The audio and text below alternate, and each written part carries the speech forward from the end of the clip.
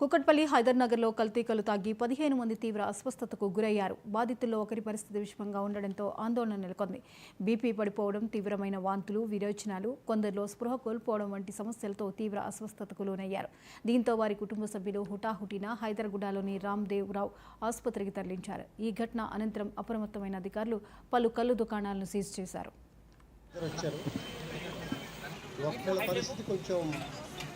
ఇబ్బందికర వాతావరణం ఉంది. కోమాలోకి వెళ్ళే పరిస్థితులు దారితీసినటువంటి పరిస్థితుల్ని మత్రించి వదలకపోవటం. కొంతమంది లేడీస్ ఉన్నారు, కొంతమంది జెంట్స్ ఉన్నారు. 11 మంది జాయిన్ అయ్యారు, 13 మంది ఇప్పుడే ఒక ఇద్దరు వచ్చారు. ఒక్కళ్ళ పరిస్థితి కొంచెం ఇబ్బందికర వాతావరణం ఉంది. మిగిలిన వాళ్ళందరూ కూడా క్రియాటిన్ లెవెల్స్ కానీ కిడ్నీ ఫంక్షనింగ్లో కానీ మార్పులు వస్తూ ఉన్నాయి. వీటన్నిటి మీద కూడా డాక్టర్స్ మంచి మానిటరింగ్ చేస్తూ ఉన్నారు. తప్పు జరిగింది, పొల్యూషన్ ఫుడ్లో జరిగిందా,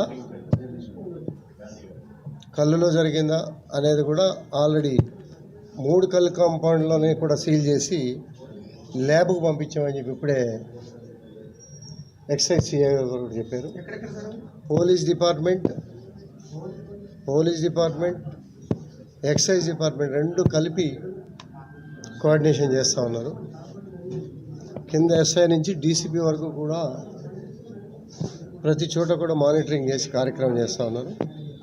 ఇప్పుడు నిర్ణయం తీసుకుంది ఏంటంటే వీళ్ళని కాపాడుకోవాలా ఏది ఏమైనప్పటికీ కూడా అనే ఉద్దేశంతో ఇమీడియట్గా ఆధునికరణమైనటువంటి ఎక్విప్మెంట్ నిమ్స్లో ఉంది, నిమ్స్కి షిఫ్ట్ చేద్దాం అనే ఆలోచనలో డిపార్ట్మెంట్ నిర్ణయం తీసుకోవడం కూడా జరిగింది. దానికి సంబంధించిన అరేంజ్మెంట్లు అన్నీ కూడా చేస్తూ ఉన్నారు. మహిళలను గౌరవించకపోవడం వైసీపీ డిఎన్లోనే ఉంది.